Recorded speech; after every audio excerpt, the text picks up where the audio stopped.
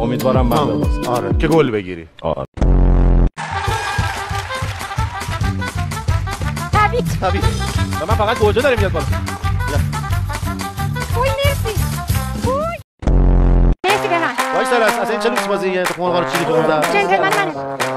حریفی بود شده. نه اونم باشه. تو خاطری. میشه که من تخم مرغ رو بدم همین به اسم احسان؟ نه تو رو خدا غمگین قربونتون برم. بفرمایید.